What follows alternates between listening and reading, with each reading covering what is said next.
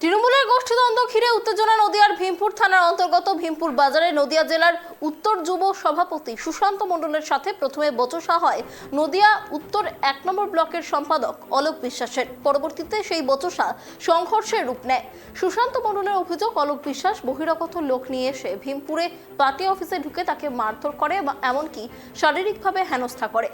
তার প্রাণনাশের চেষ্টা করা হয় বলেও অভিযোগ। পাল্টা সুশান্ত মণ্ডল ও তার দলবল তাদের বিরুদ্ধে মারধর এবং ছিনতাইয়ের অভিযোগ তুলে সরব হয়েছেন অলোক বিশ্বাস। পরবর্তীতে ভীমপুর থানার আধিকারিক বিশাল পুলিশ বাহিনী নিয়ে লাঠিচার্জ করে পরিস্থিতি নিয়ন্ত্রণে নিয়ে আসে। ঘটনার প্রেক্ষিতে উভয় পক্ষই থানায় লিখিত অভিযোগ দায়ের করেছে।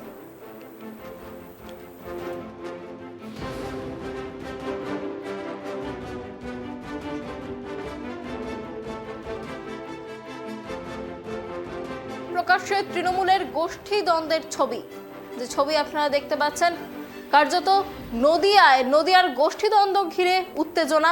ভীমপুর থানার অন্তর্গত ভীমপুর বাজারে নদিয়া জেলা উত্তর সভাপতি সুশান্ত মণ্ডলের সাথে নদিয়া উত্তর 1 নম্বর ব্লকের সম্পাদক অলোক বিশ্বাসের বচসা হয়, আর পরবর্তীতে সেই বচসায় সংঘর্ষের রূপ নেয় বলে জানা যাচ্ছে।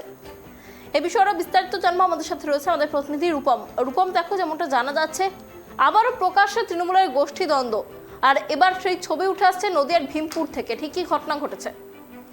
দেখো অনন্যা, নদিয়ার ভীমপুর থানার ভীমপুর বাজারে কাল আনুমানিক রাত সন্ধ্যে 8টা নাগাদ নদিয়া জেলার তৃণমূলের উত্তরের যুব সভাপতি সুশান্ত মণ্ডলের সাথে নদিয়া উত্তর 1 নম্বর ব্লকের মাদারের সম্পাদক অলোক বিশ্বাসের বচসা বাধে। পরে সেই বচসা মারামারিতে পরিণত হয় এবং তারপরে সুশান্ত মণ্ডল যেটা অভিযোগ করছে, অলোক বিশ্বাস 30 থেকে 50 জন দুষ্কৃতী নিয়ে আসাননগরের বহিরাগত ছেলে যারা, তাদেরকে নিয়ে ভীমপুরে তার পার্টি অফিসে যায় এবং তাকে মারধর করে, শারীরিকভাবে হেনস্থা করে, এমনকি প্রাণনাশেরও চেষ্টা করে।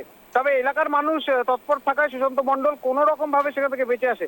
তবে এই ঘটনায় তিনি আহত হয়েছেন মারাত্মকভাবে। পরবর্তীতে তিনি গ্রামীণ হাসপাতাল অর্থাৎ আসাননগর গ্রামীণ হাসপাতালে চিকিৎসা করেন এবং এই ঘটনার পরিপ্রেক্ষিতে অলোক বিশ্বাস আবার পাল্টা অভিযোগ করেছেন যে সন্ধ্যে 8টা নাগাদ সুশান্ত মণ্ডলের নেতৃত্বে তার অনুগামীরা আসাননগর কলেজের সহসভাপতি দিব্যেন্দু বিশ্বাসকে মারধর করে এবং তার ফোন এবং সোনার চেন কেড়ে নেয়।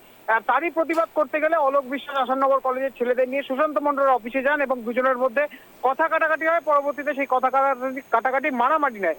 তার পরবর্তীতে সুশান্ত মণ্ডল এবং তার সমর্থক অলোক বিশ্বাসের বাজারে তার দোকান এবং গোডাউন ভাঙচুর চালায়। এই ঘটনার পরই ভীমপুর থানার পুলিশ সেখানে উপস্থিত হয়। ভীমপুর থানার পুলিশ গিয়ে লাঠিচার্জ করে বলেও জানা যায় এবং এখনো পর্যন্ত যেটা খবর, এই দুই পক্ষেরই 2 জন করে 4 জনকে ইতিমধ্যে গ্রেপ্তার করেছে পুলিশ এবং গোটা ঘটনা তদন্ত চালাচ্ছে পুলিশ।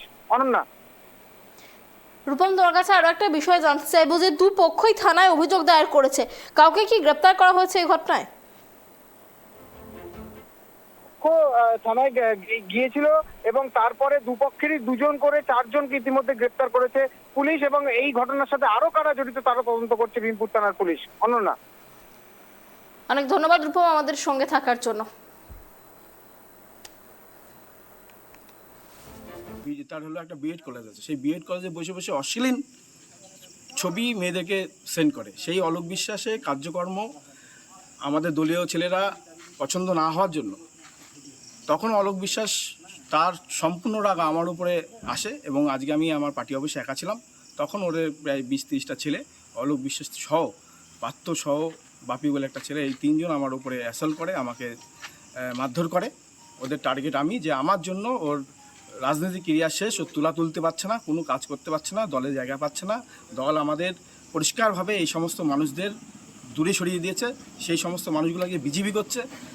আমরা স্বচ্ছভাবে রাজনীতি করছি বলে সেই দলের মধ্যে আসতে পারছে না। বিজেপি সম্পূর্ণ তার বিজেপি প্রধান দেশের সেটিং করে কন্ট্রাক্টই করছে।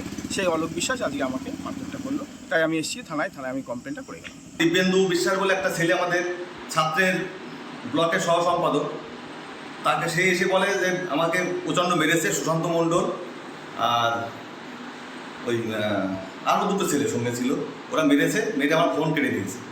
এসে ছেলেটা হাওয়া করে কাঁদছে আমার কাছে এসে। তখন আমার এখানে অনেক ছেলেপিলে ছিল, সবাই ছিল মোটামুটি। আমার ছাত্রের রাকেশ ছিল, ছাত্রের সভাপতি নদিয়া জেলার, পার্থ ছিল, প্রাক্তন ছাত্রের সভাপতি। এরা বলছে দাদা প্রতিদিন আমাদেরকে মারছে, তো চলো একটু শুনতে হবে। আমি শুনতে গিয়েছি, ওর ওখানে গিয়েছি, ও প্রথমে উদ্যত্ত আমরা ফোন দুটো দিয়ে দিয়ে আমি চলে যাই, কেন মাল দিয়ে এটা বল, তখন উদ্যত্ত হয়ে আমাকে মারতে আসে, আমাকে প্রচণ্ড ধাক্কি দেয়। তারপরে আমিও একটা ওকে ধাক্কা দিয়েছি, দেওয়ার পরে পুলিশ এসে আমাদের ঠেকিয়ে দেয়, আমাদের চলে এসে তারপরে এসে আমার এখানে এসে ওরা ভাঙচুর করে।